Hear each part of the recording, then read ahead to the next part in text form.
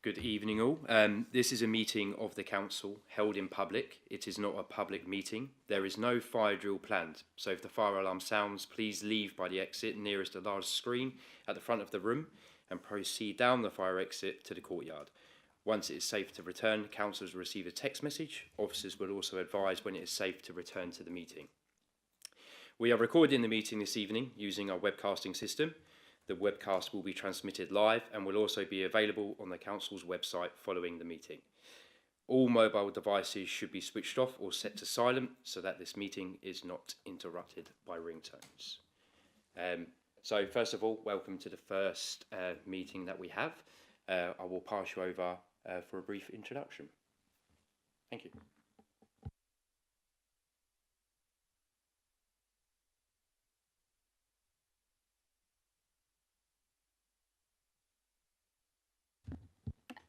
So we've received apologies from Councillor Webb with Councillor Baker substituting. Thank you.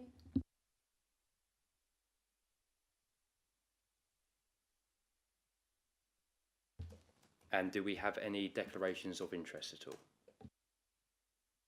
No? Perfect.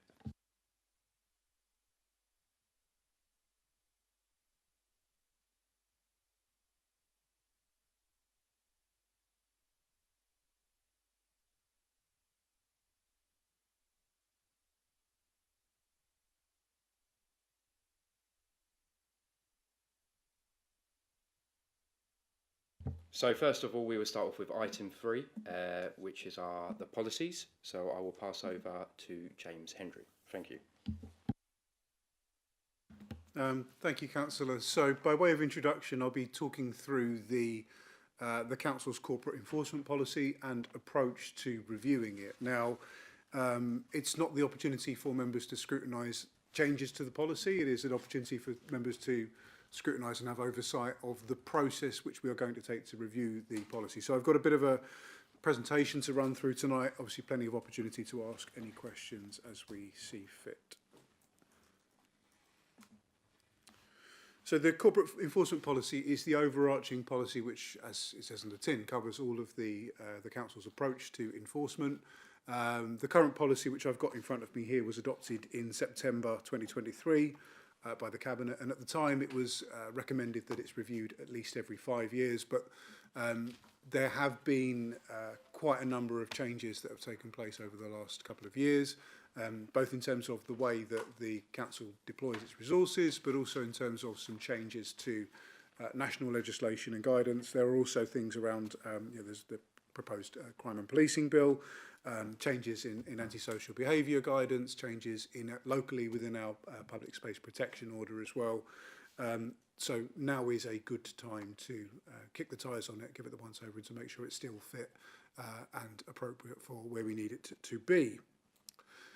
It is good practice to adopt an overarching policy, and there may be departmental policies that fall under this, in relation to the relevant recovery and enforcement functions that are undertaken within the Council, but this is the overarching corporate umbrella. So all of the enforcement that takes place within the Council is covered within this policy in terms of our general approach towards that. Now, the reason that it's good practice to have an established policy that's published and scrutinised and adopted means that there is a consistent rule book in terms of our approach towards enforcement activity, how we approach it, our proportionality, when we intervene, when we educate, what our approaches to each of those steps are, and whether there are any areas of discretion which are applied around that. So the policy itself covers a number of areas which the typical sections that go through that. I've touched on some of them there. It talks through the definitions, what is included, what isn't included, the overarching approach to enforcement, any legal requirements, so areas where there aren't discretion, where we do have to apply universal application, how we publicise, so how we publicise prior to taking enforcement, how we publicise post taking enforcement, how we conduct ourselves when we're undertaking investigations. That leads all the way up to, and not including the Restriction of Investigatory Powers Act, RIPA, and how we apply our powers there. the range of enforcement powers that are available to us as Basildon Council, how we make decisions, where those decisions sit with the relevant portfolio holders, where they sit with officers and where the authority for those officers sits. And also there is a section in there around information sharing protocols and partnerships, so where we work with our partners, for instance with the police, where we share our information, where we share intelligence and where we have robust data sharing arrangements in place. So why is a review needed? Some of those are local issues, some of those are national. You will see, obviously, from some of the recent meetings that have taken place, full council meetings and so on, around changes to the public space protection order that was reviewed and put in place this year. There are changes to the way that the community safety team work. There have been changes in the way that the tenancy team operate. There is an increased focus on houses in multiple occupancy, which is HMOs. There is a task force underway. There are changes in legislation. I've mentioned a few of them earlier in this conversation, but there are a number of other things that are bubbling under in that space. Then more locally, there's been works commissioned by the Council's Cabinet to undertake a review of CCTV cameras, the use of mobile CCTV in terms of as a deterrent and investigative power for investigating fly tips across the borough. The town centre itself is changing day to day. We see buildings changing and development changing and the usage changing. So it's important to make sure that we have a policy that's fit for purpose around that. Internally, we've created a strategic enforcement group, which is around bringing together the various threads of enforcement activity that take place within the council, whether that's through housing, community safety, through planning enforcement, through environmental crime, but having that corporate oversight to make sure that we've got our resources targeted on the things that our borough wants, needs and that are outlined within our corporate plan. Earlier this year, Cabinet commissioned a review of the WISE contract, which is the external enforcement contract, which takes place through a firm called WISE. They're currently doing lower level fixed penalty notice type enforcement for littering and fly tipping within the borough. That contract comes to a natural conclusion in November, so Cabinet asked that was reviewed ahead of the conclusion of that contract. And obviously a revised corporate plan with some changes in objectives mean that now is a good time, a couple of years on if that's adopted, to undertake that review of the policy and make some recommendations on that. So I've alluded to the recommendation a couple of times there. The recommendation is in front of you word for word. May this year, Cabinet agreed that a review of the corporate enforcement policy be undertaken by the Cabinet Member for Community Safety and Enforcement alongside the Assistant Director for Housing and the Assistant Director for Environment, Climate Change and Open Spaces. And the reason that the Assistant Directors were put forward for that was the Assistant Director for Housing looks after the Public Space Protection Order and obviously the housing element as well. So between the two of us, we'd have the broad base there.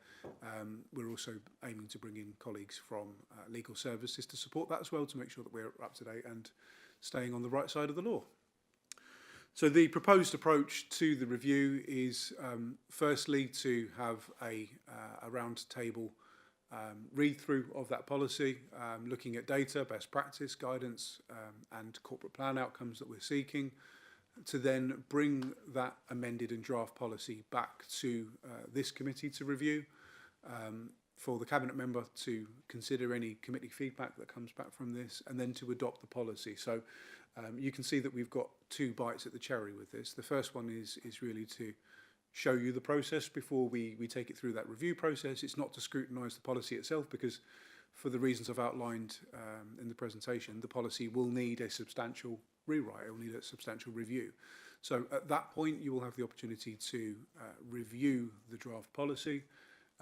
At this point, it is really to invite questions around the approach that we're taking and the opportunity that you will have in future to scrutinise the revised policy before adoption. So that is a whistle-stop tour and open for any questions, councillors. Okay. May I first of all, apologies for being late. I'm very sorry. James has covered it pretty much. What I would say is we had a similar process, some of you will remember, for the waste policy last year. We literally went through it line by line. and came up with a policy that I think everyone was pretty happy with, which is unusual. Having said everyone was happy with it, I think my predecessor, Councillor Blake, did criticise it for the fact that we hadn't changed that much. My answer to that was we changed it when it needed changing, we didn't change for the sake of it. It will be the same here. As James has outlined, the world moves on, Basildon moves on, but we're not just going to change things for the sake of it, we're going to change things when they're required to get the best possible outcomes. And welcome any input this committee has got.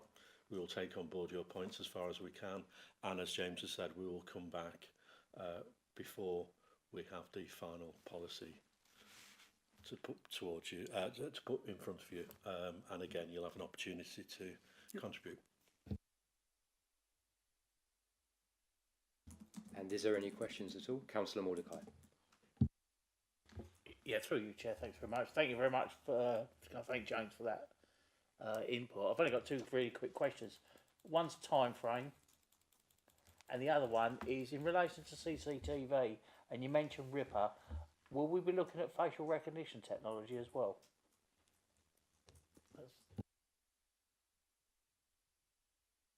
Thank you, Councillor, for the question. So, yeah, in terms of time frame, we're aiming to get something in the next couple of months. So I think we'll get something on the forward plan for you. It might be too soon for, I think, November and March are the next two meetings of this committee. November would probably be too soon. March, I imagine we should be in a position to bring something back by then.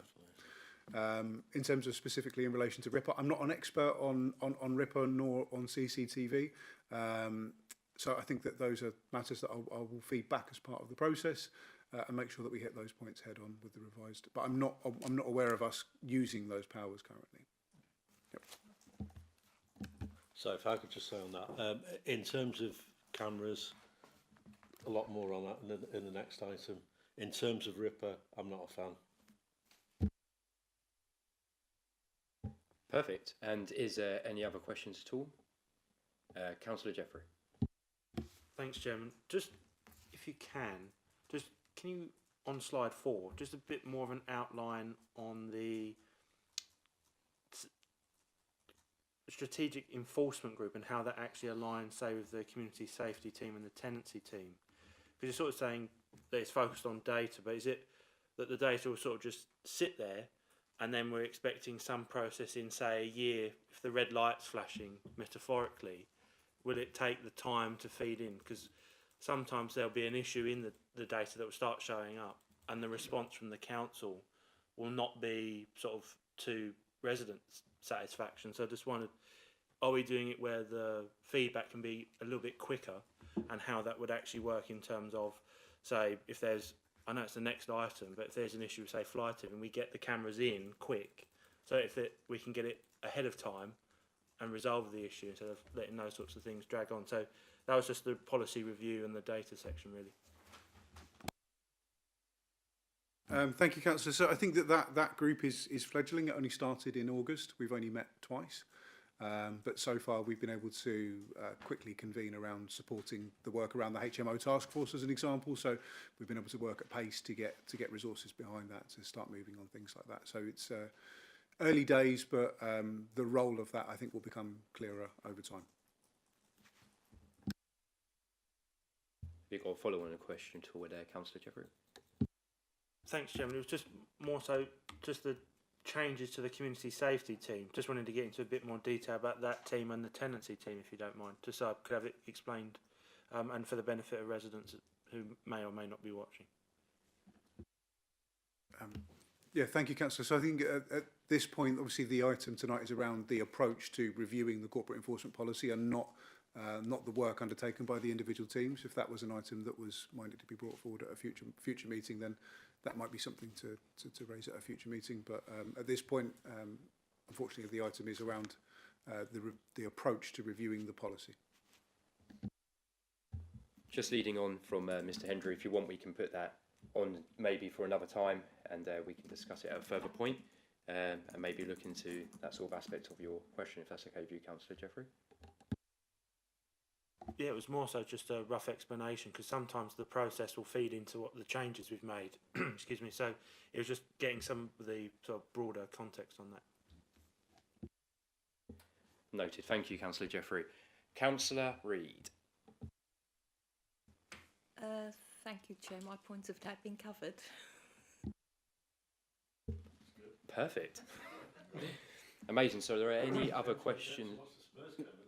Exactly. Any other questions from the members at all? No? Perfect. So now we will move on to item number 4, which is enforcement and fly tipping, and this will be another presentation as well.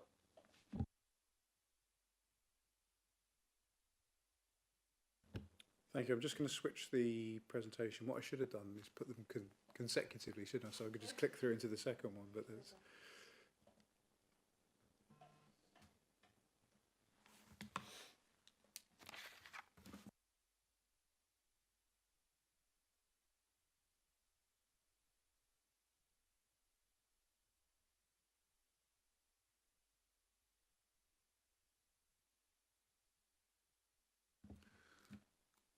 Okay, that seems to work. Can everyone see that okay? Does that come through okay? Yeah, thank you, Chairman. So this presentation is an overview around dumped waste and fly tipping. Now, it's an opportunity for members of the Scrutiny Committee to provide input, consideration, questions to myself and to Councillor McGarren for us to take back and build into our proposals and what we're currently working on around fly tipping prevention, reduction, enforcement, further communications activity.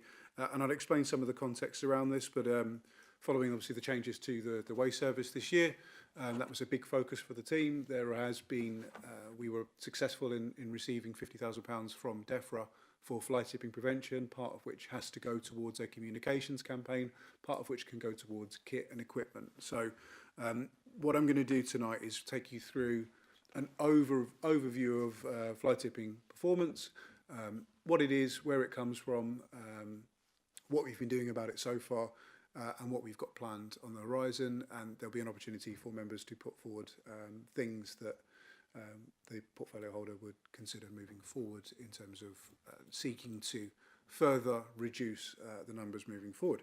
I was glad to report at Cabinet last week that the number of incidents that were removed by council teams was down 10% year on year for the first quarter of this year compared to the year before, but the numbers are still, we'd still like to see that trend continue and numbers reduce further. I'll take you through the presentation and hopefully everything else will become clear as we go through. So in terms of the background for in-house enforcement, we have a team leader who's responsible for car parks, recycling officers and environmental enforcement.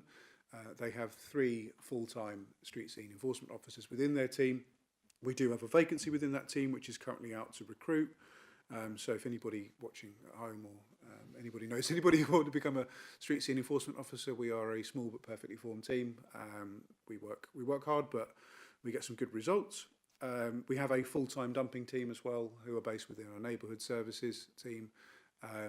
The demands on them vary at different times of the year, and as and when we need additional support for them, we do direct resources into supporting that team. For example, if we get larger fly tips and we need a grab lorry or a specialist piece of equipment or an asbestos removal contractor, we will need to get those in. We've had a couple of dumped caravans on the A127 recently. They need, they're quite complicated works, and I'll talk a bit more about those in a bit. On the previous presentation, I talked about the Wise contract. So Wise is the company that we're using for external enforcement. They undertake some fixed penalty enforcement for us, predominantly litter with a bit of residential fly tipping. But as you can see from the table down underneath there, the in-house team tend to focus on things like abandoned vehicles, unauthorised deposit of waste, householder and business duty of care, engaging with HMO and rogue waste clearers as well, and undertaking joint operations alongside partners from the police and VOSA and so on. So our external team, Wise, tend to concentrate on matters that are resolved through fixed penalty notice, so that's littering and residential fly tipping, but that tends to be the split there. So in terms of the figures over the last three, I've got 3 full years and Q1 of this year. Now these are nationally reported numbers. We report these up through the National Fly Capture Database. The numbers that we report on the number of reports that come through to us. There is a high proportion of things that are not found upon inspection, and typically what that means is that either there are duplicate reports, things that are reported through to us a couple of times, things that are reported through to us that the location get out there to collect to them. So it's quite high. It results in quite a high number of wasted journeys for our teams. You can see the numbers are pretty consistent there over the years, but the number removed last 3 years, 4,120, 6150, 6233, and we're at 1511. But again, pro rata for Q1 compared to the same period last year, we're down 10% on the number of items that have been removed. Days to remove are working days, so you can see that the number there is slightly higher this year. That is because we've had a number of larger commercial type fly tips within the borough which have been prohibitive in terms of needing specialist removal of specialist contractors and specialist operations to remove. We've had a number of articulated trailers. We've had a caravan that needed lane closure, police support. We've had a number of asbestos issues that obviously we need to get specialists in for. Those larger ones, they are a disproportionate, an outlier on that, but there is a drag in terms of what we get, but they are the minority. So you can see our collection crews pick up an average of 24.8 per day so far this year. For context, I think that the 25-26 numbers, obviously the service change was in April, so we will see whether the waste service changes, what impact that's had on the long-term trend of dumped items over a longer period of time. I think it's safe to say we need more data before we can establish that trend there, but the early signs are encouraging for the first quarter of this year. Now, the further information here, where do we find it? Typically, no surprises here because the majority of the borough is highway, just shy of 60% on highway, 30% on council land, 10% on alleyway and 2% on other. In terms of the types of waste that we get, the story going back for a number of years, the majority of what we pick up is household waste in its origination. It's a very minority of very small proportion of construction and green waste that's picked up, but the larger categories are there. Now, those categories are what is reported up to DEFRA, so that's why we call it other households. So we're talking about bulky waste rather than household sacks. Size-wise, the categories that we report up are car boot load or less at 56%, a small van load at 26%, single item just shy of 10%, a transit load 4.77%, and other, which tends to take up the larger stuff, that's 2.88%. But again, although it's a small percentage, that is a massive amount of the total cost of removing fly tipping, because for the reasons I outlined before, it needs specialist equipment, it needs specialist contractors, we need road closures, we need additional safety and restrictions and contractors in place to manage that, and grab lorries and so on. So where do we tend to get our dumped rubbish reported to us? What you've got there is a heat map that shows where number of reports come from. You can see the concentration is south of the A127, and I'll go into that in a bit more detail on the next couple of slides, because I've got a couple of presentations that show that make that a bit clearer, because it looks like there are pockets within that. You can see when you zoom in that the majority of the borough south of the A127 is lighter in colour, and there are a few pockets where we get a higher number of reports. Again, a darker colour means that we get more reports on there, and I've got the heat map for April this year, which again you can see that those pockets are probably consistent with over a longer period of time, but there are a smaller number of areas which are of a higher concentration than others, and I'm sure ward members, you will know the areas where you get your casework, where you get your repeated incidents coming in from. in those locations. In terms of the other side of it, the fixed penalty notice levels, these are the key tools in our armoury for enforcement. Section 87 is for littering. There's a fixed penalty notice cost of £150 for that. That's reduced to £100 if paid within the first 10 working days. Unauthorised deposit of waste, which is, to you and I, that is low-level fly tipping.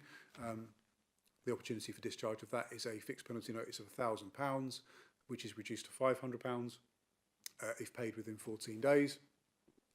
And Section 34 is householder duty of care. Now, this is one that we've run communication campaigns on the past. It's ultimately, if it's your waste, it's your responsibility. So if you contract somebody to take care of that waste for you, you have a legal duty to make sure that that person is legitimate, that they're licensed, that they're taking it to a registered and official waste place. And if not, you, as the person producing the waste, are responsible for that. So that's what householder duty of care means. There's a £600 fixed penalty notice for that. So it's important to make sure you're doing your due diligence. And I'd encourage anybody who's getting any building work done, any gardening work, just ask the question, say, where's your waste carrier's licence? Where are you taking this to? Can you provide me with documents for that? Anybody worth their salt will have a waste carrier's licence if they are running a trade. They will know what you're talking about, and if they don't know what you're talking about, that should be an alarm bell for you. They should be able to evidence where their waste is going and where your waste is going mainly, because this is your responsibility up until the point that it's disposed of. So obviously they are the people who do cut corners will cut out the legitimate parts of the market. They're undercutting good quality and honest tradespeople across the borough as well, and they're cutting that corner, but all they're doing is passing that cost back to you as the taxpayer, because ultimately it's the council who will come and clear that if it's dumped in an alleyway or a lay-by somewhere. So I think that's my soapbox message, and I'll talk about some of the campaigns that we run on that in the past, because I think it's that awareness is one that if you are a householder or you're engaging somebody in some work, it's important to know that you still have responsibilities. You can't just pay to discharge that, and the householder duty of care, it tends to be the one that we get. Our enforcement teams get. Residents don't understand that is still their responsibility. Just because you've paid somebody to take care of it, if they're taking that to dumping that at the side of a road or in a lay-by, that will come back to you. So it's important. In terms of the fixed penalty notice numbers, so these are the numbers that are issued for each of those. You can see the numbers that are issued by the teams. Last year, for example, there were 64 fly tipping fixed penalty notices issued across the borough, 40 by our in-house team, 24 by our external team. Now, obviously, the burden for issuing a fixed penalty notice has to be the same as for prosecution. So we have to pass public interest tests. We have to make sure that is attributable and evidenceable against an individual for their actions. Passing that evidential threshold is what the officers spend their time doing.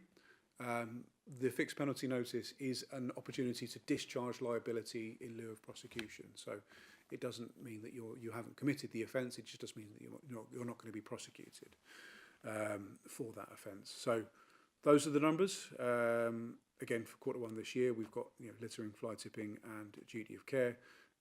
So far this year, the first quarter this year, the teams have issued 22 fixed penalty notices for fly tipping, and that's obviously on target to exceed what was done last year.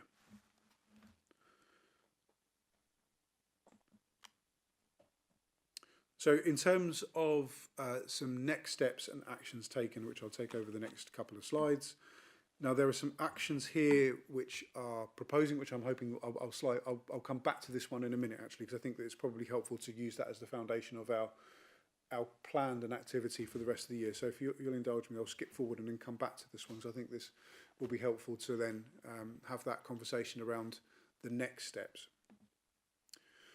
Prosecutions, excluding single justice procedure, we've got that number there. So these are cases which are not discharged through fixed penalty notice. These are ones that either have not been paid, so the alleged offender has the opportunity to discharge their liability at FPN stage and have chosen not to, or these are prosecutions that do not, in terms of proportion of enforcement, go straight to prosecution. They may be people who are not lower level offences. These aren't smaller offences. These are people who may have offended on multiple occasions, or in particular in past we've partnered with other authorities where we found rogue traders operating here and in neighbouring authorities, but we've shared our intelligence and evidence across borders, if you will, and shared that to make sure that we've got a more robust case to take forward. Rather than a small bit of fly tipping in each area, we've been able to prove through the impact statement on the prosecution, no, this is something that's happening on a criminal scale across multiple areas. That's where now our teams have really been able to benefit here. So what you'll tend to see is the number of prosecutions will look quite low for this year. That's purely down to the fact that it takes a while to go through the process. We have to write the court file, get the case listed, and have the prosecution heard. So what you tend to see is that number jumps up towards the end of the year. So in terms of operating within the team at the moment, I've got a team member who is working on prosecution case files for that enforcement team. So those numbers will start to creep up and we get more results there. So far this year, we've undertaken a number of joint operations with the police, alongside colleagues from Essex Police. Always fruitful, always helpful to share intelligence, and obviously I can't go into operational specifics around that, but our officers do continue to work on those operations, and you've got a lovely photo there. We've done some work with the DVSA, we've done some work with VOSA, we've done some paperwork checks. A big part of that is around, whenever I've done them with the team, compliance is a good result for the day. We aren't there to prosecute, we're there to make sure that people have got the right paperwork in place, because we're there to support our legitimate tradespeople as well as hold to account those who are cutting corners.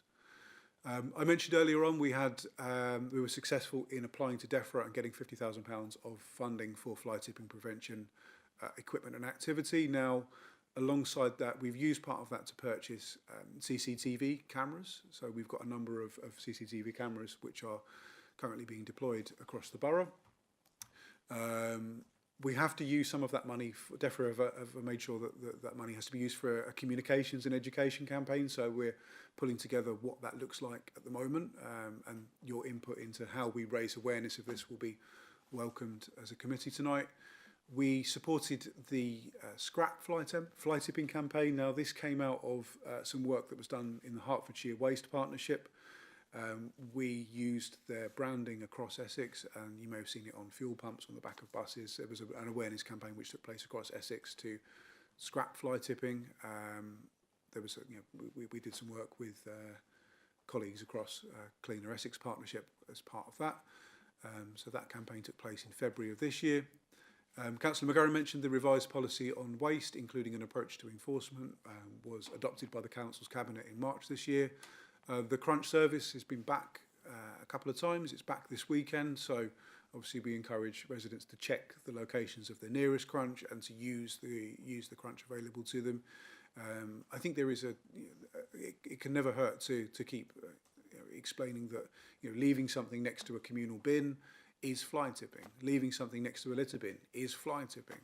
Leaving something outside a charity shop when the charity shop's closed and it's going to get wet is fly tipping. These are things which can be, if you're not careful, treated as criminal acts. And obviously we'd always apply leniency and education and proportionality, and they're in line with our current policy. But I think it's worth bearing in mind that sticking a mattress in your bin shed can be fly tipping. So you can be prosecuted for that. You can receive a fixed penalty notice. Use the crunch. It's there. That's what it's there for. We've got locations out this Saturday. We've got the next day in October. Make the most of that. It's there for you to do that. We've got we've got a Barleylands, we've got a recycling centre, which is free, doesn't need booking, and can take any recyclable materials. But you've also got Pitsea RCHW within the borough as well. So although that is a booking system and run by Essex County Council, use that. You are paying into it as residents, so you've got access to that.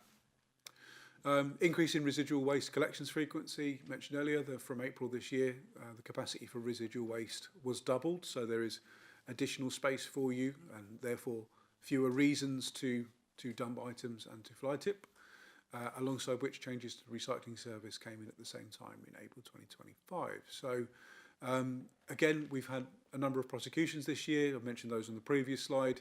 Now we've had one of those which was resulted in a custodial while we were waiting sentencing, which was good, and a community service order.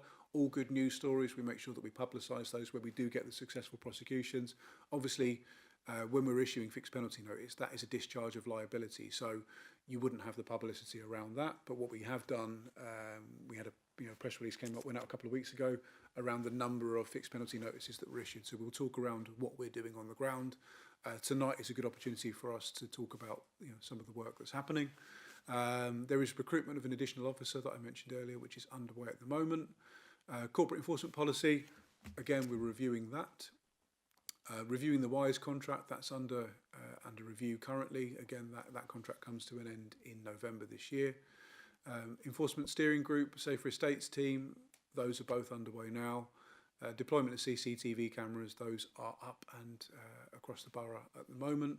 Now we've also got the targeted enforcement deployment, so as well as the fixed cameras being put up and taken down, we've got 100 signs across the borough now in some of those fly tipping hotspot locations. We have cameras up. We have got team members taking them up, putting them down, reviewing the footage of them as well. So those are operational. We've also got mobile cameras which are doing the rounds in targeted areas. Again, not straying up to the lines of REPA, but in our fly tipping hotspots. So quite a lot of work taking place already this year. Now, before I flick back to next steps, a fly tipping reduction plan looks like that. We talk about putting the foundations in place. That's making sure that we've got the right policy in place, the right reporting criteria. Make sure we understand what problems we're experiencing within the borough, where those issues are taking place, and then targeting our resources behind that. So that includes running a communication campaign, monitoring of the changes on there, but deploying in a clever way, in a data-driven way, making sure that we are using that data and the reports to identify where we're going to be, using the DEFRA resource to really support the aims of the policy, and then part there is around rolling the in-cab technology out to our cleansing teams, so our cleansing teams can be eyes and ears on the ground, building on the success that we've had through in-cab technology on the waste service so far. The next part here is where we really start to get greater community ownership around working with partners in the community. The council will do and carry on continuing removing fly tipping across the borough, but for this to really stop, it needs that community ownership. It has to stop with communities, and where these interventions have worked well up and down the country, it comes from community ownership and people saying enough of this, and enough of that could be giving our enforcement officers witness statements. It could be about wanting to hand back areas and take them over as community gardens and replanting areas, and we've done some bits to design out some of the fly tipping hotspots in the past, and things like that are really, really helpful, making sure that we're communicating on the ground and working alongside communities to prevent this from happening in those areas. It is only a minority of people who do this in their areas, and it's a blight. So the communication and education part works hand in glove with that. So this is about redirecting our recycling education and communication team, having that wider communication campaign, as I mentioned, funded through the DEFRA fly tipping grant that we got. Reinforcing successful messages, so where it works, where we've got successful enforcement. We've ran campaigns on the past where we've had successful fixed penalty notice and prosecutions, where we've had really hyper-local targeted campaigns that the postcards that we put through the door show the area that we're working in. They're not some generic photo shutterstock image library image of this is saying no this happened around the corner from you and somebody got a fixed penalty notice for it. That stuff is really hard hitting and really targeted. Part of this, we want to make sure we improve our communications with HMO landlords, engaging with the HMO task force, making sure that we're linking in with particularly HMO landlords on the ground. But reinforcing that message is important to show that we are doing this day in, day out, we are out there, and that we are making sure that we are amplifying the successes where they happen and working alongside the community to design them out. So if I can flip back to the next steps, because I think it's a nice place to jump off before I open it up to any questions from councillors, if there's anything Councillor McGarren would like to add to the presentation. Next steps for us, obviously reviewing the corporate enforcement policy. That is the overarching policy. We had that as the earlier item tonight for that reason. Strategic enforcement group, we've touched on a couple of times tonight. That is now live and operational. The WISE agreement expires in November 2025 without action. We will need to establish a fly tipping campaign to use that DEFRA funding. There is a commitment within the corporate plan around targeted interventions and communications campaigns, so that is being worked on now. Aligning enforcement resource with our neighbourhood services. So what I mean by that is that's linking in with our wider cleansing teams, making sure that the intelligence is there, making sure that the efforts of a small enforcement team are amplified by a wider number of cleansing officers and operatives who are working on the ground, who have that intelligence to say, well, actually, look, we know that every day this is a fly tipping hotspot. We know we're going to get a mattress here. We know there is an HMO landlord there who is every 6 weeks when they're turning their tenants over, putting their mattresses there. We know that intelligence is happening. So having that intelligence to feed back into the process is important. Capacity for abandoned vehicles enforcement and smart deployment around those.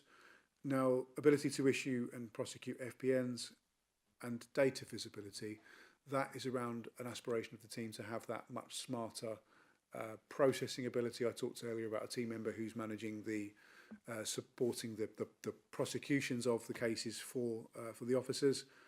Previously, I was losing an enforcement officer for a day every time they needed to do a court file. By speeding that process up, I'm aiming to obviously keep the enforcement officers I have got on the streets for longer and not in the back office. Crunch, another plug for it, 20th of September and 4th of October are the next 2 dates. I'm providing more regular performance updates to the portfolio holder off the back of this, and the communications campaign has to take place. But the aspirational stuff here is really towards the bottom end of this, and this is where myself and colleagues are linking in with colleagues in planning as part of the developing local plan to help build the waste conversation. Indeed, yesterday I was on a conversation with colleagues in planning around how we start to design better waste collection points as part of the future local plan for the borough. So we start to design out the nooks, crannies, alleyways and little hidey holes that are convenient places for people to drive up and dump things at night. If we design those out, where we've seen neighbourhoods be redesigned, it's with those removed and we eliminate the problem overnight. So partnership working with neighbour authorities, including housing authorities and other partners, and deployment of CCTV. We've got CCTV cameras up. We'll continue to deploy them. We'll continue to put them up, take them down, review them, and get footage there. So I think that what you've got there is a general overview of our current approach to fly tipping and enforcement. And tonight is really around which areas you believe that we want to be taking forward in terms of what a communications campaign and forward plan might look like. Any areas that you'd like Councillor McGowan and I to consider as we're developing that moving forward? Are there things that you feel we've not covered in adequate depth here? But before I open it to questions, Councillor McGowan, is there anything you'd like to say? Just yeah. Thank you. That was incredibly comprehensive. You'll be glad to know I'm going to be much briefer. But that was incredibly comprehensive. So thanks, James, for that. Yeah. So basically, in very simple terms, I like to tell it how it is. The last year, or most of the last year or so, has been about getting the waste collection right. We feel we're in a much better place now. I think most of us have agreed on that, if not all of us. So there's no excuses now, quite as far as I'm concerned. Like I said, I'm going to speak quite bluntly. We've got weekly black collections back. We've got regular crunch services. So I know, and I'm sure every single councillor here knows, how annoying this is for our residents. How, I nearly said something, I'll rephrase that. How incredibly annoyed they are about their estates and the way that they look and appear and the impact it has on their day-to-day lives when they open the front door and walk out. It's not acceptable. We're not having it. And so the whole focus now going forward is about education, but primarily enforcement. We know, again, I'm being honest, we know we have an issue with HMOs, so we're working across the different cabinet portfolios about that as well, because we know that's a big issue. We know the number of HMOs in some of our areas, and when James showed you the hotspots, it's interesting where those hotspots are. It's where the significant rise in HMOs has occurred, and it has been a very significant rise, so we know there are issues there. So, listen, if landlords want to make lots of money renting the properties out as HMOs, responsibility comes with that as well. And we're going to be very clear about that. But we're also going to be very clear that if people are dumping rubbish because they cannot be bothered to put it in the weekly black wheelie bins or go to the crunch and get rid of the bulky waste items, then they're going to have to face the consequences. I understand we're at the very early stages, we're at the sort of early slopes of climbing a mountain on this one, but we are very serious about we are going to get there, because, like I say, this is a blight on the lives of our residents. It's not acceptable, and if people insist on doing this, then they are going to be punished, and they're going to face the full force of the punishments available. And one of the positive things recently as well is, and again, I don't want to be critical of our police force, but perhaps it's not been top of their agenda, if we're being honest. The signs recently, I think James will burn me out on this, is that they've been more proactive, much more proactive. We're working more closely with them, and they seem to be getting the fact that this is a serious crime. It's not just a minor irritant. And when James showed a slide about the figure for others, so we've got a number of different things going on. We all know this, but we've also got some people who are fly tipping on an industrial scale. And I'd like to echo the point James made about householders as well. We all have responsibilities to check if people disposing of our waste are doing it in a responsible manner. It's not rocket science.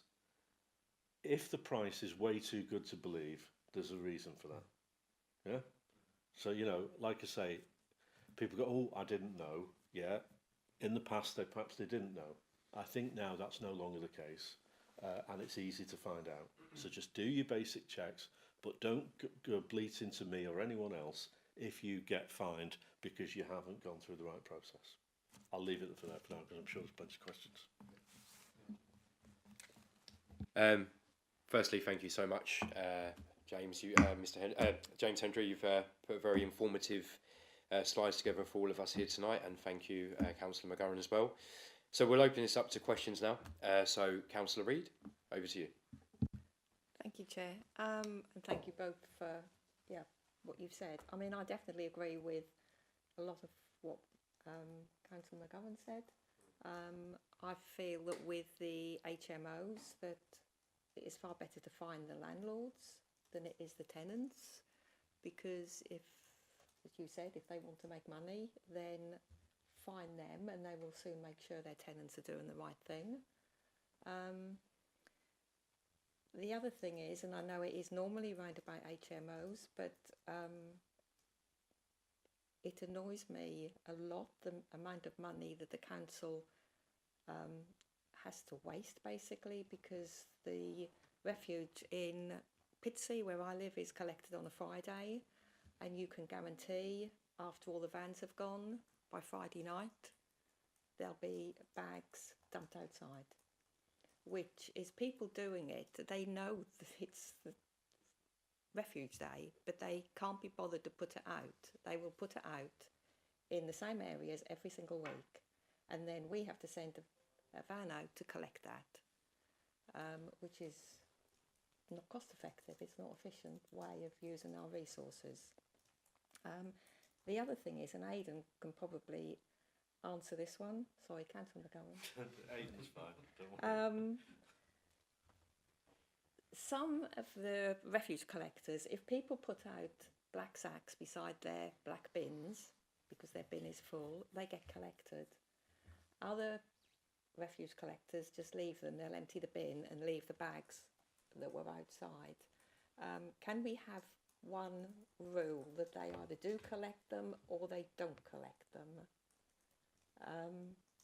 Because there are some that do collect them and others will literally empty the bin but leave the others.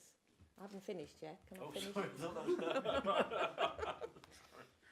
no. I might as well do them all at once. Where James has said about the not found, I have a big problem with this. Maybe I report mine wrongly. I will always use the nearest house to where the rubbish is, near, number, whatever. And when I get the email back from council inquiries, it will have a completely different address on it. And it can be quite a few houses away.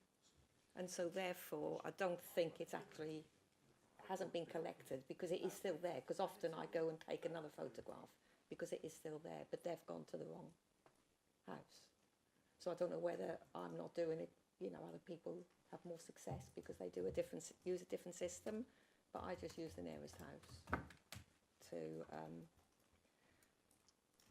and with the education, the letters, communication, I think that we need to be more hard-hitting and blunt in that education and explain to them obviously what they're supposed to be doing, but surely most people should know that by now. But we need to be more hard-hitting and blunt about explaining that we will use enforcement if they continue to do this. So I think we need to actually have not so much writing on the letters, but actually just the bits that we need them to glean from that to be hard-hitting so they see that straight away. And the other thing is, have we any percentage on fines or fixed penalty notices that are actually paid? And if they're not paid, what happens then? Thank you, Chair. Right, I'll deal with some of that, and James will come. The last one, I think James has probably got the information on, so I'll duck that one. Going back to HMOs, right? So yeah, it is a big issue, but it's not making excuses. It's a relatively new one, and it's one that's exploded over the last 12 months or so. So we're kind of catching up, if you see what I mean. But I'm quite clear in terms of where we want to get to with HMOs, because, Councillor Reid, I was going to call him that, Councillor Reid, we know that there's a big turnover in HMOs, the occupancy, right?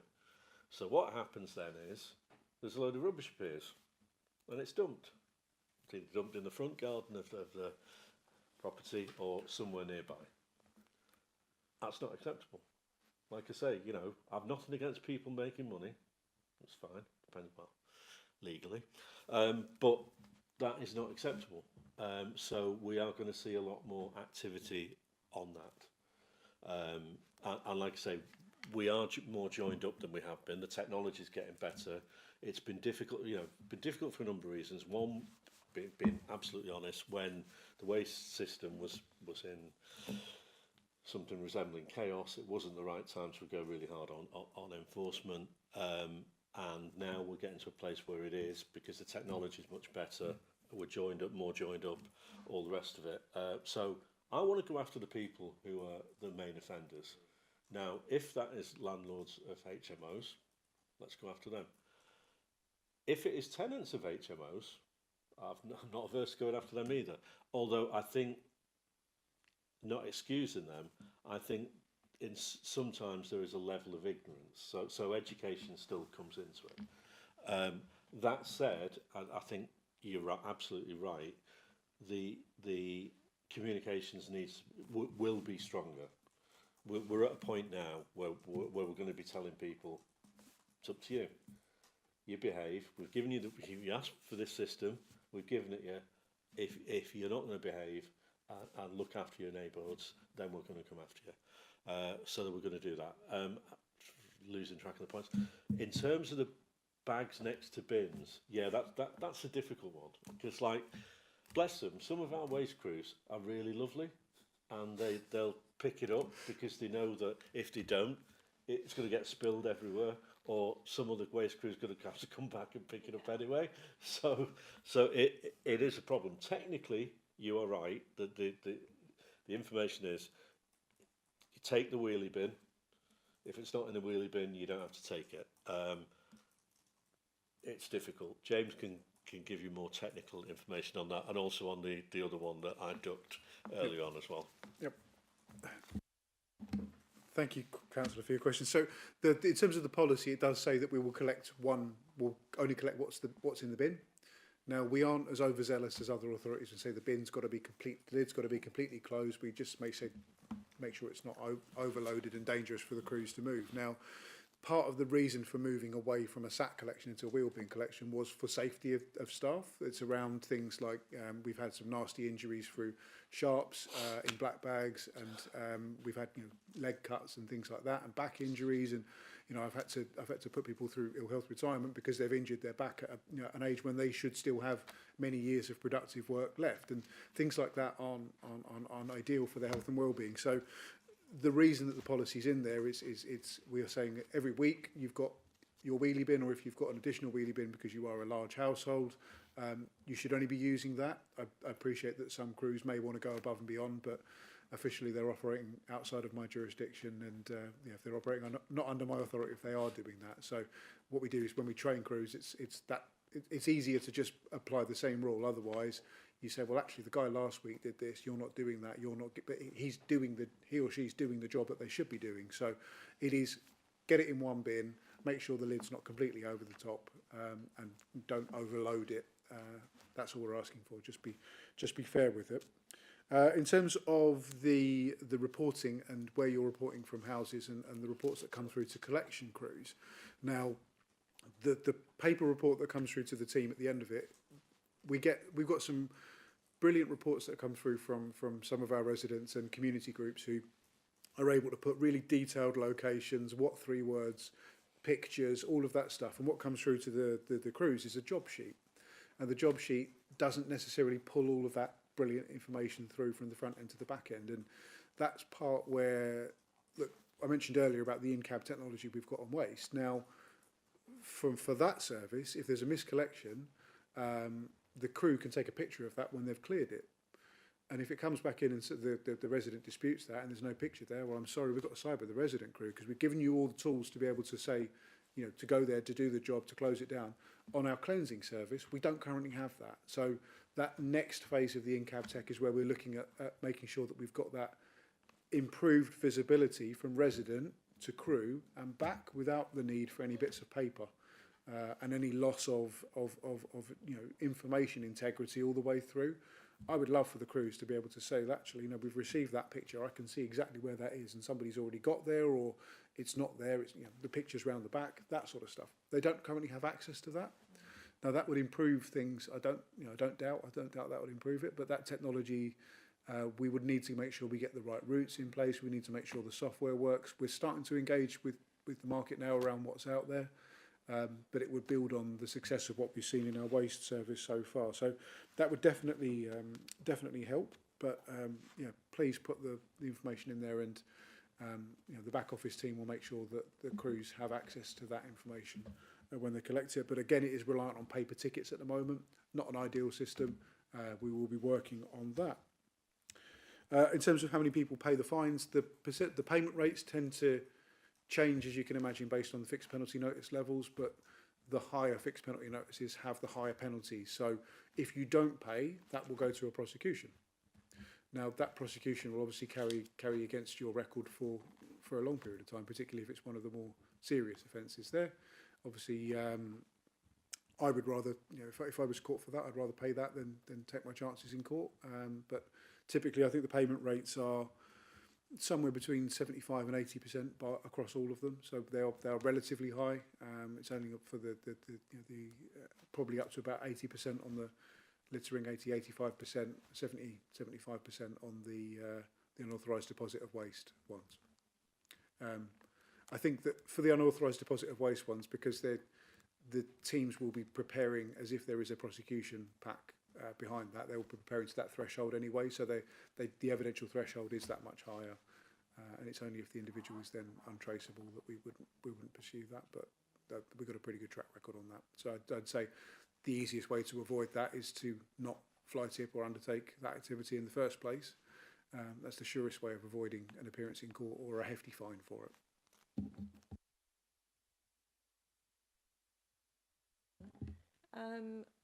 So the extra bags that they don't pick, the waste crew don't pick up, that means that another van has to be sent out to pick that up. So how do we counteract that? Because it is a waste of resources, financially and workforce as well, because people will still do it, I'm sure.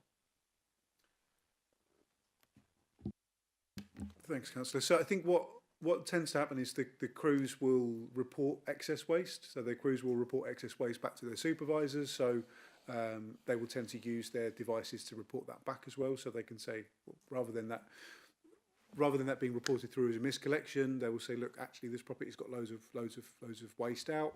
We need an enforcement officer to support that. We need somebody to go knock on the door. We need somebody to engage with them. So I mentioned earlier that the problem of tidy fly tipping. Well, putting a load of bags out next to your bin is tidy fly tipping. It's still fly tipping. You have no authority to put that material there or on the highway. So therefore, it is unauthorised deposit of waste.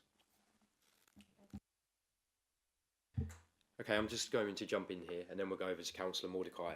So I was going to speak about the red spots on the heat map and say how much we need to hold the landlords of HMOs to account.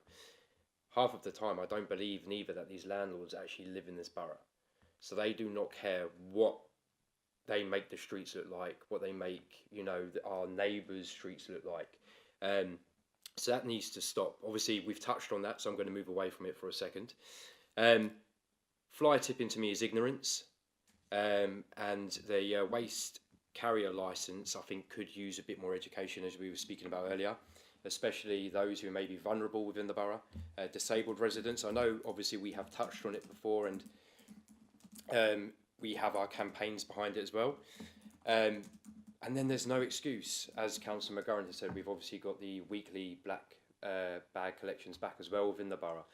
We've got the crunch, which has proven to be a huge success. So I believe if we could maybe touch a bit more on the waste carrier licence for those who are a bit more vulnerable within the borough, and then those who are fly tipping, that's your problem, and you will get fined. And that's that, in my opinion. So it's not really a question, I think it was more statements. So what I'll do is I'll pass over to Councillor Mordecai. Thank you, Chair. Well, Councillor Webb has asked a lot of the questions that I wanted to ask.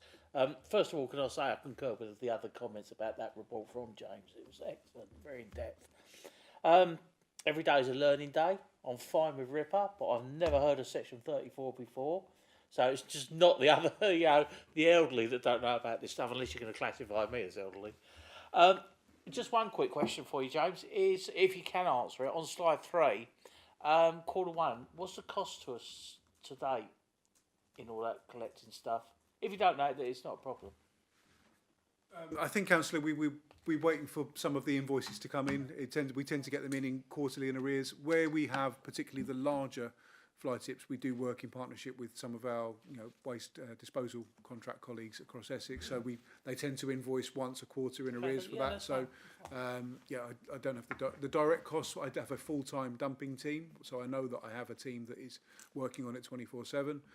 It's the larger ones where we have to get specialist contractors in that I don't have that specific figures to hand. Thank you very much. No problem.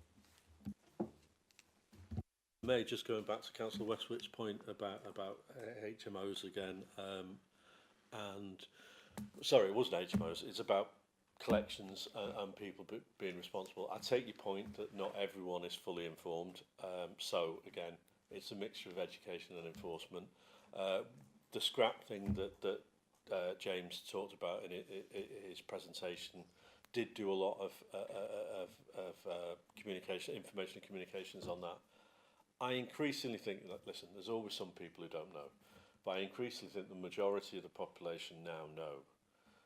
And like I say, if something seems too good to be true, there's usually a reason for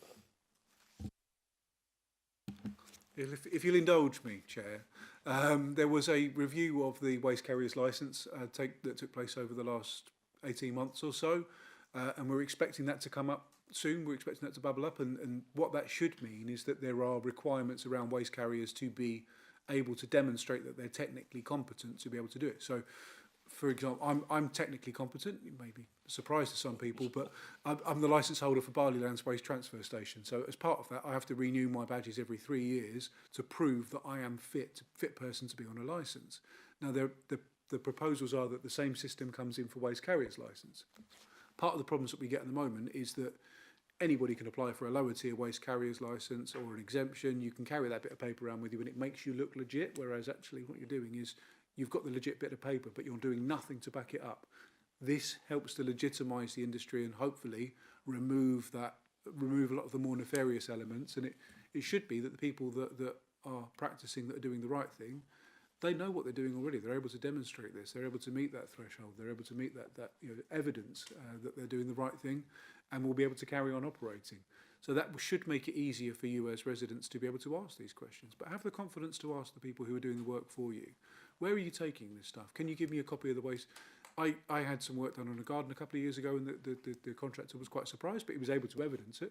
And I explained why afterwards, and he said, "Oh, okay, that makes total sense." And I said, hopefully other people will ask you for this, but it helps to make sure that those who are operating legitimately and paying the right rates aren't cut out of the market. Councillor Jeffreys. Thanks, Chairman. Just looking at the slide 3 again, where it has the reports over the last 3 years, what stuck out to me during your presentation was that you were referring to the previous quarters and saying, oh, it may have been down by a certain percentage or up. And I think what may have been helpful just for us on this scrutiny committee is that when you're giving us these big bulk, and essentially we've only got Q1, we can't actually compare Q1 of 2022-23. So essentially I'm just seeing the whole year, but I'm only seeing Q1 of this year, even though we're technically now moving into Q3. So it's just, if possible, just going forward, can we just sort of see that? Because obviously you're saying the number has gone up or down, but I can't say whether that is true or not just looking at the slide, because I can just see the data point and then the 3 bullet points at the bottom, because I can see the days to remove are going up, but I don't know, is it that there's a certain peak in one quarter of the year, and is that something we need to look at, because the picture's not totally complete. And just something that my colleague Councillor Mordecai brought up, I was looking at information from a neighbouring council.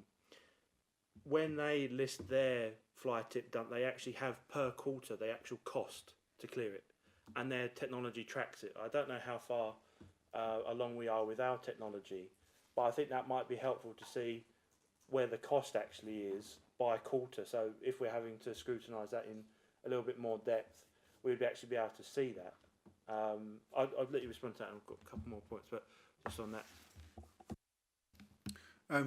Thank you, Councillor. So I think, Councillor Jeffrey, you make a very good point there, because I think the quarter one, we refer to April, May, June, so that's the first quarter of our municipal year. So that's April, May, June, the information you've got there. Now, you can interrogate all of the data that's underpinning this, because it's all publicly available. So fly capture database is publicly available. You can go back every year since it's been reported, and you can compare us with others. You can compare us with neighbouring authorities, like authorities. That information is a real treasure trove for, if you're a bit of a data geek like myself, to go into that. So I think that's really, really important to highlight. And I take your point, because I'd reported back quarter one of this year and quarter one of last year at last week's cabinet report. So it's in last week's waste item, which went to cabinet. It does have the quarter one of this year and the quarter one of last year. I basically, because I had 3 years worth of full data, I've put those in there, but I've only got quarter one of this financial year. I've only included that at this point. So, I mean, in terms of what we report and how we report it, that's within our gift. There are certain things we have to report up to central government, but the rest of it is within our control about how we, the KPIs and the things that we report back. So, but that quarter one last year is where I got the 10% figure from. So that is in last week's cabinet report on waste. Sorry, if I could just come in on that. Yeah, I mean, yeah, if you really want to immerse yourself in the cabinet paper from last week, all the information is in there. But I think one thing it's important to stress as well is we are looking at, in terms of that report as well, we are looking at 1 quarter, It is very early days now. The overall impression from that quarter is pretty positive, but it is one quarter. I'm reminded of when Chairman Mao was once asked what he thought the impact of on Western civilization of Christianity was. He said it's far too early to say. I think that's probably worth us bearing in mind as well. Thanks. It was more so just that if things are being suggested here, it's just easier just to see when they're being made.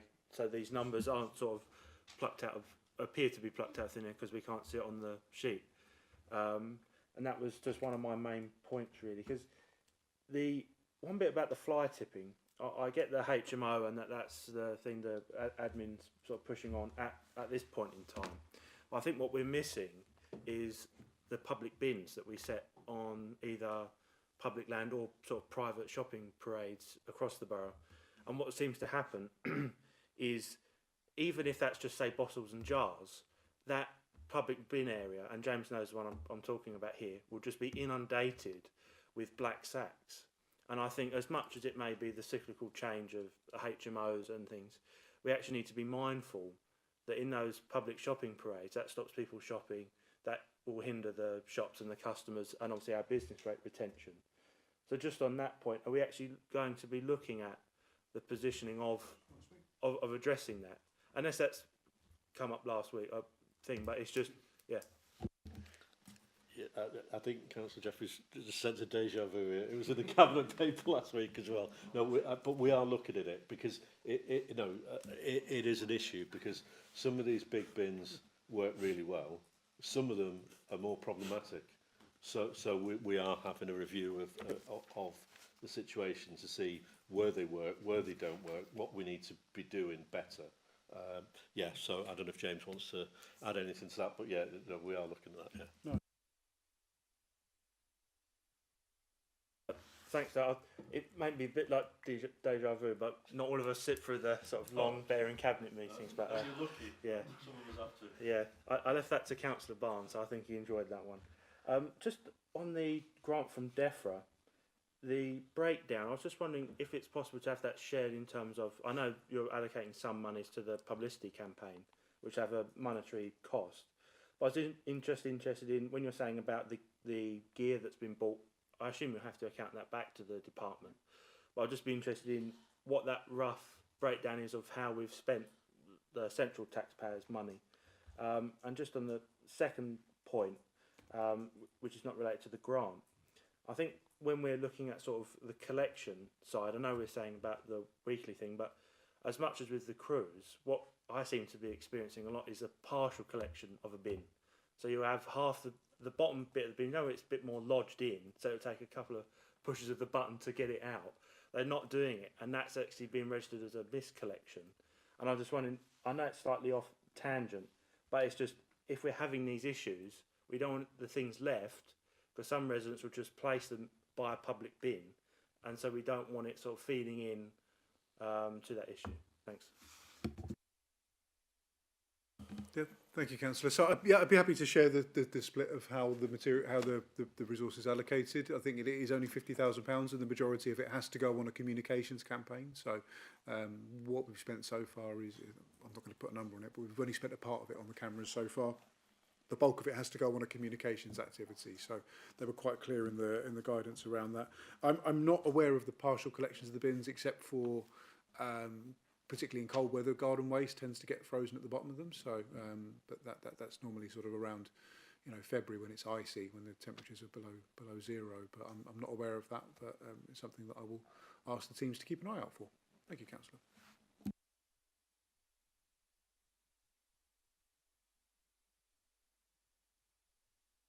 Yeah, and so the cameras are being provided from council resources as well as from DEFRA. So, yeah. Thank you very much. Does that answer your questions there, Councillor Jeffrey? Perfect. Councillor Baker. Thank you, Chair. So, yeah, I've got a couple of questions, but just before I get on to those, just going back to one of the points that Councillor Reid made, if I may, about the... Actually, I'm not sure if it's just the councillor inquiry system, but certainly it is the councillor inquiry system, this address issue, that in my experience, it works like a random number generator. So, for example, you might put in that there's something being dumped at number 60 Main Street, and the system comes back with the rubbish is at number 12 Main Street. I mean, that's all, and almost, protecting the innocents, as it were. But that's an exact example that I've had in recent times. So I think if that, I think something needs to be done about that, and that in conjunction with this issue, if I understand you correctly, Mr. Hendry, that if we supply an image, say, of dumped rubbish, that's not being passed on to the crew to collect, it's actually collecting the stuff.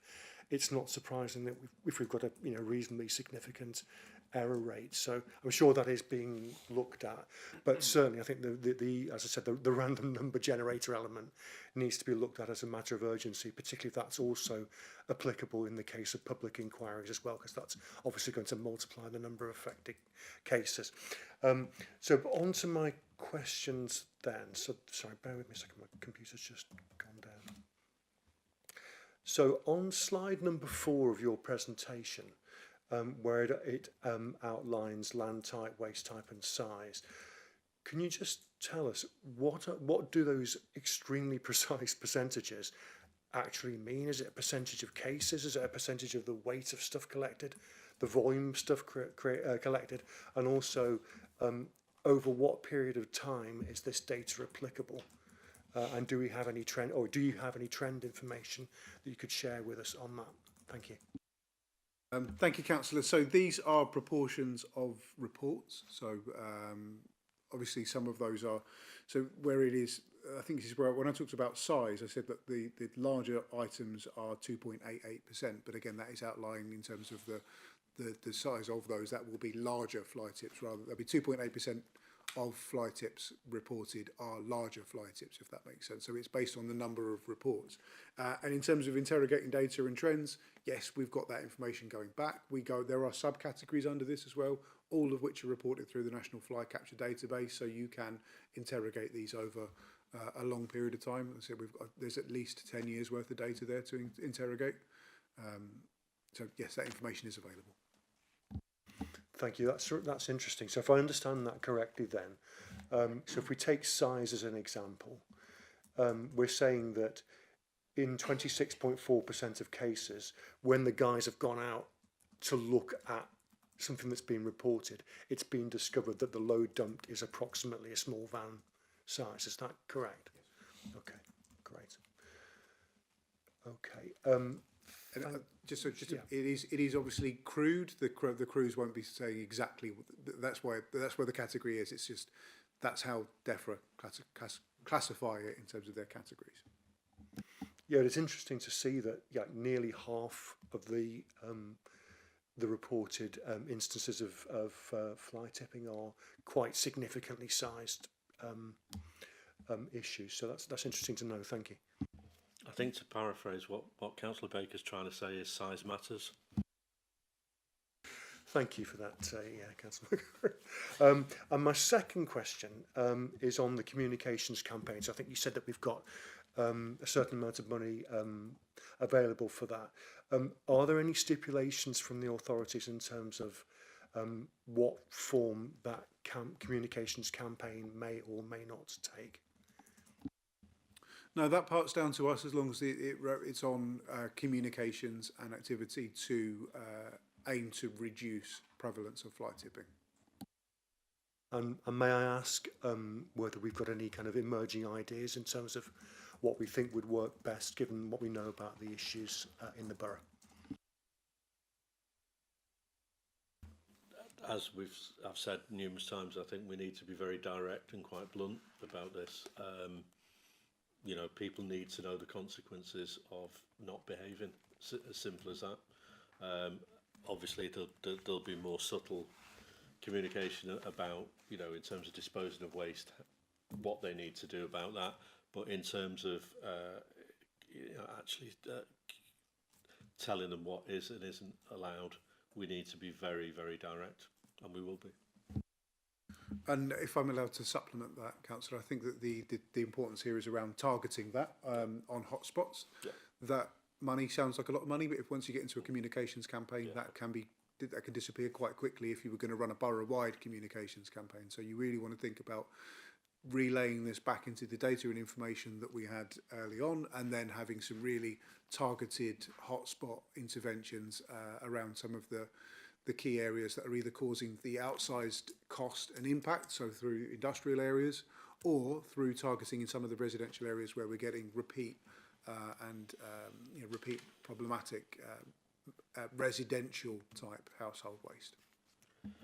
Sorry, if I could just come back very briefly though on that one. Yeah, I think because we do know when we talk about hotspots where we're talking about, generally speaking. Some knowing nods and looks around the place, but I think as well we are in one sense pushing against an open door, because those that are most affected by this, those who are most angry about this, are really furious. So they will, once the message starts going out, they will amplify it. Social media is called an echo chamber for a reason. Sometimes, usually that's a bad thing, but sometimes it can be a good thing. So when we start putting these comms out, I do think they will be very well received from the people in some of these areas that are most put out about what's going on and most actively trying to stop it. So we'll be tapping into that as well. So yeah, just to come on back on that, then I think the idea of targeting hotspots is is a good one. It's a no-brainer, isn't it? Really. I mean, what are the specifics there? What typical forms of action work well on a very targeted basis? Thank you, Councillor. So it really depends on the area and the nature of the problem that you're trying to address. Where we're looking at things like targeted leaflets, preventative banners, bin stickers, localised posters, pavement stencils, welcome packs, landlord information sheets, social media graphics, short educational videos, digital web banners, email templates, CCTV camera signs, boots on the ground. That community engagement piece doesn't go amiss. Infrastructure work, so designing some bits out, making sure that the site, the light in the area is done well, that we have access to recycling containers, the education, the ability to be able to do the right thing, even things like localised skips, directing people towards the crunch service, educational display boards. We're not even above, going into schools and doing some communication and education that way, and using a bit of pester power, because I don't know if my kids or anything that go by whatever they learn at school is the thing that they bring back into the house at the end of the day. That's not a bad way of changing behaviours as well. So there's a number of tools available to us, but I think it's important that we look at what works, run some small trials. Be a bit scrappy with it. Let's talk about let's try something new. Let's try something innovative, and let's really try and do something that reaches and lands the message with the community. Yeah, that sounds great. Thank you for your answer there. Councillor Reid. Sorry, just to come back to the HMOs. You said when you just spoke, James, about education for the landlords. And I was going to ask, who actually, when people move into the HMOs, is it down to the landlord to tell them what they do with their waste, or is it down to the council? Because if it's down to the landlords, and as Councillor Westwick said, a lot of these landlords don't live locally, maybe that information isn't actually passed on to the tenants. Well, primarily it's down to the landlord, but that said, it doesn't mean we can't augment that, because as we know, we have landlords who clearly aren't communicating that to their tenants. So that's an area we can look more at. But I do think that the main problem with HMOs, and there's a number of different problems, so it's like the main problems is the turnover and the dumping of large amounts of rubbish then, rather than, there is issues with them not putting the rubbish out on the right days, the right time, in the right way, but I think the bigger problem is the turnover and what happens to the rubbish then. James, you want to add anything? Thank you, Councillor. So I think there are obviously two responsibilities here. There is the householder responsibility in terms of their waste, and there's the landlord's responsibility as the as the commercial operator there as well. So obviously some of those landlords will be licensable, they will be have conditions on them in terms of licensed operations. Some will not because they won't meet the threshold for that. But this is why I think it's important to engage on both parts.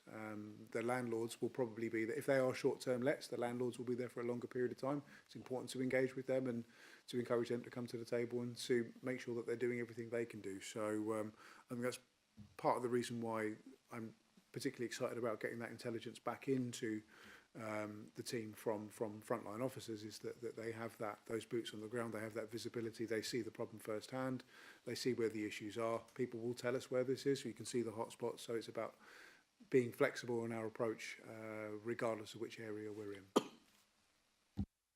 back. I think one of the obvious examples of HMOs is the amount of mattresses that are dumped, because nobody, in my knowledge, changes their mattress every 3 or 4 months. But there are mattresses dumped every 3 or 4 months, so you know there's a new tenant in the HMO. Perfect. Any more questions from the committee at all?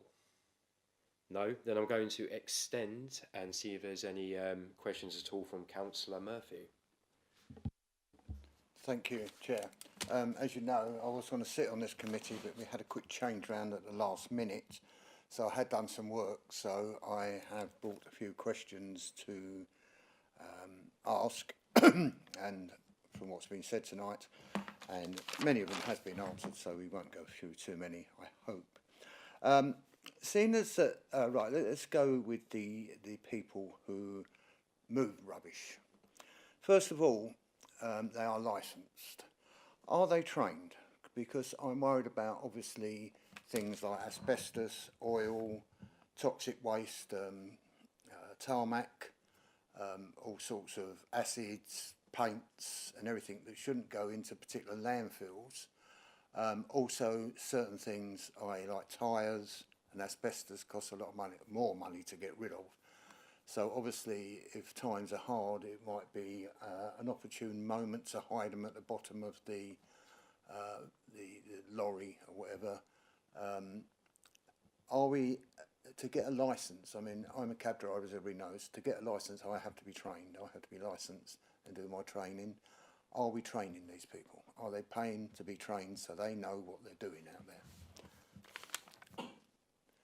Okay, I'll go through them, then you can.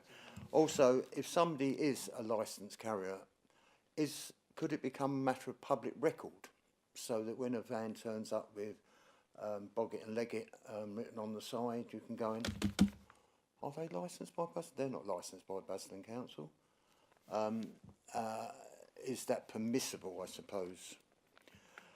Right, with the HMOs have to have planning permission.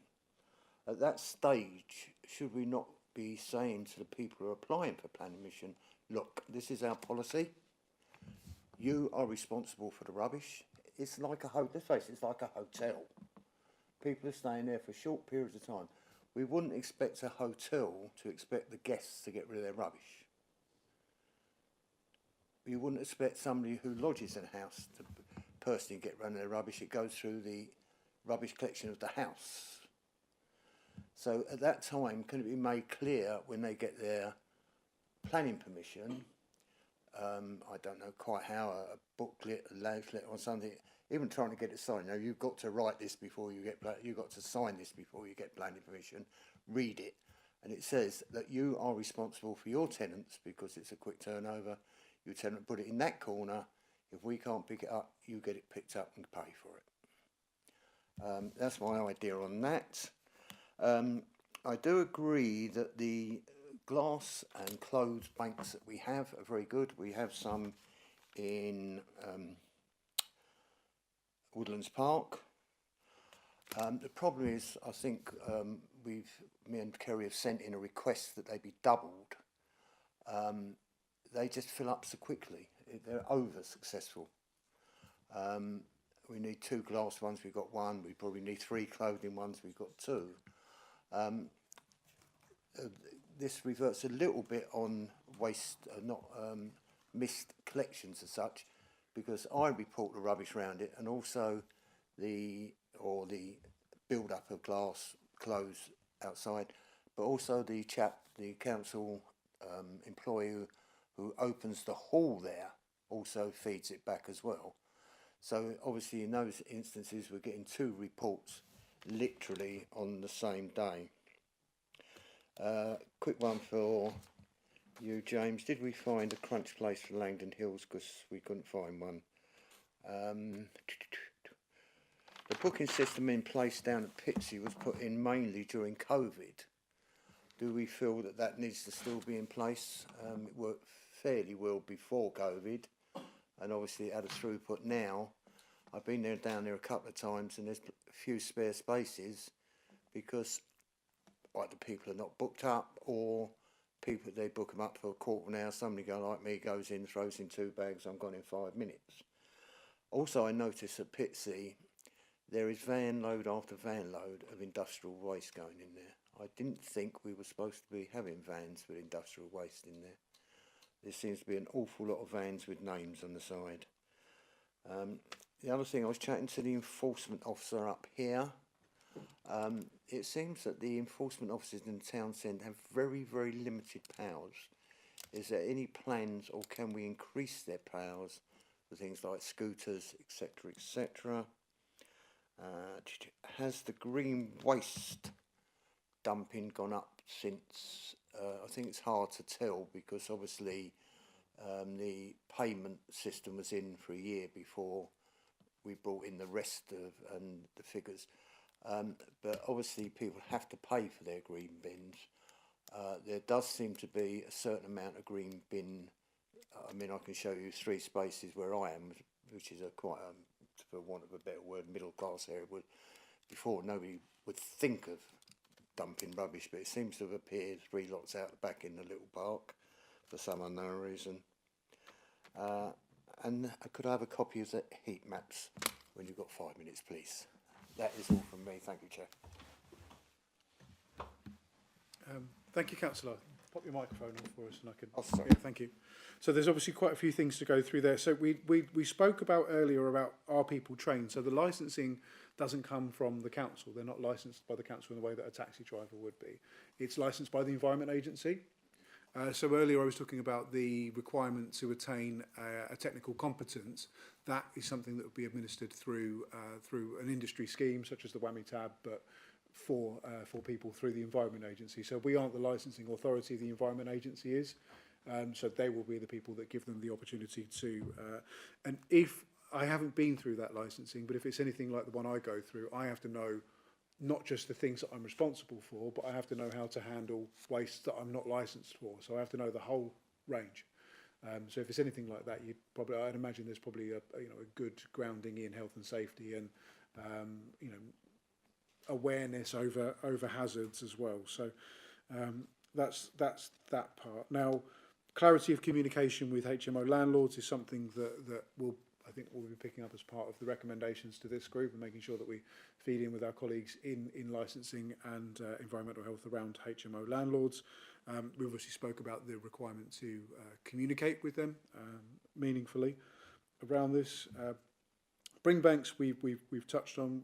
Obviously this was subject to call in, but from Cabinet last week, once that decision's passed, we'll be able to look at each individual site and assess what needs to go at each site, whether we need to increase, decrease, replace. Now the teams are they regularly sweeping and tidying up them.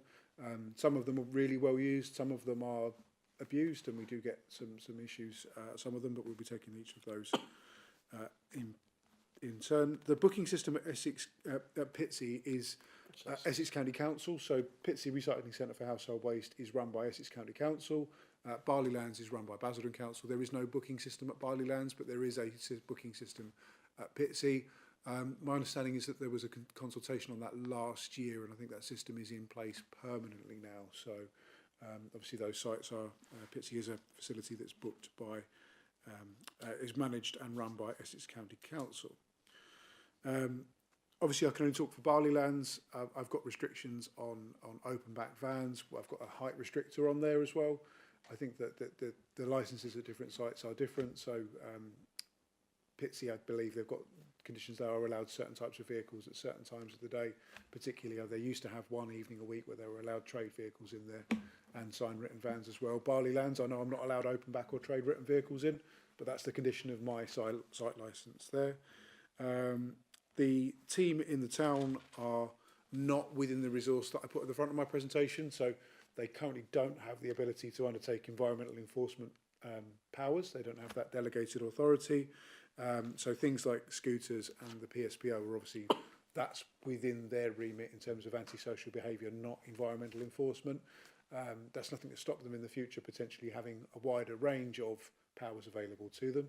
But what it does mean is, what tends to happen is, if you dilute the powers available to the enforcement officers, they will then pick one area of expertise over another. These are very different and complicated areas, so you'd need to have a lot more training to be able to undertake environmental enforcement in that space. And the level of garden waste reported has always been a very small proportion of what's fly tipped. The majority of the issue and the reports that we get within the borough are bulky and household waste. That's 80 to 85%. That number doesn't change. That's where the bulk of the issues are. So that's where we would probably want to focus our efforts if we're going to make the most reductions. So hopefully that, hopefully that helps to answer those questions, Councillor. The only one was the matter of public record of operators of waste. Yes, Councillor, there is a public register on the Environment Agency's website where you can search for anybody who has a licensed waste transfer facility or a registered waste carrier as well. You can look for upper tier carriers, you can look for lower tier carriers, and it will give you the site licence and all the details about what they are licensed to do or not do on there. So it's a matter of public record. If you Google Environment Agency public registers, it will take you straight to that, and you can search on a postcode radius. You can put in your postcode and say, give me all licensed waste sites or carriers within 5 miles or 5 kilometres, and it will give you that information. So it's all publicly searchable. James, are we actively perhaps looking at papers and things with the man with a van situation and interrogate their advertising and if they are licensed? I notice also in Whitmore Way and in a road in Billericay there is actually 3 or 4 3500 weight it's open, backed, always parked up. I presume they're licensed, but we could report them just to have a look perhaps. I think, Councillor, so our officers operate on a number of sources of intelligence. So if anything does come to us through a member of the public, our enforcement officers will be able to, we can ask for paperwork, we can ask for waste carriers licences. We do have the authority to be able to do that. So if there is anybody that you have suspicions around, then please refer that through to us anonymously. We'll be able to undertake an investigation there and be able to ask the right questions. Thank you, James. Thank you for your presentations, and thank you, Chair. Amazing. Is there any more other questions on the floor at all? Councillor Reid. I think it's not a question, it was just about the planning for HMOs. Unless a property, if it's a 3-bedroom property, unless it goes made into a 6-bedroom property, if it's a 5-bedroom, you don't have to have planning. You only need to go to planning if you're going to make it into a 6-bedroom, because then you need fire escapes and things like that. So any 3-bedroom house could be made into a 5-bedroom HMO without any planning permission at all. Sorry, I was under the assumption that we were going to have a register of HMOs now, whether they were 3, 4, 5, 6, 10 or 12.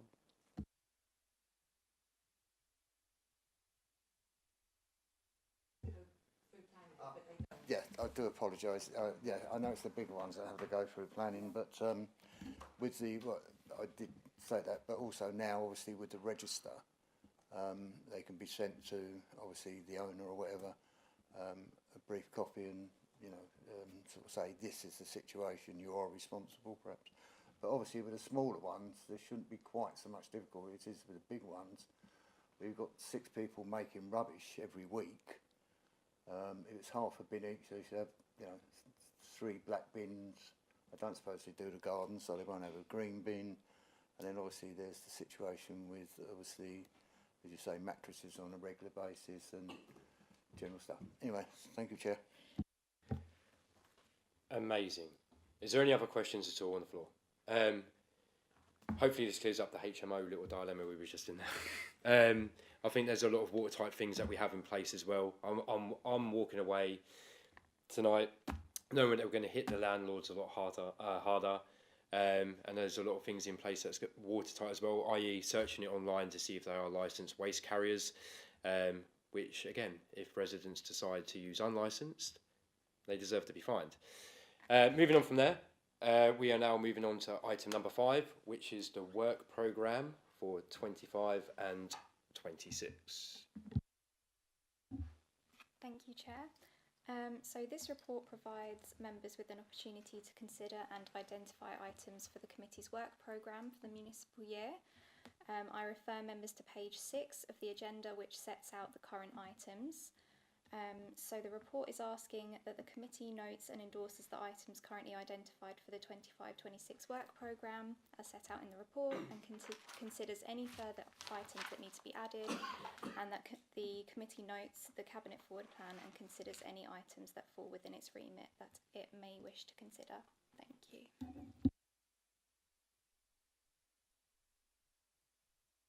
And is there any questions on that at all? And does everyone agree with what's written in there, or would you like to make any additional changes?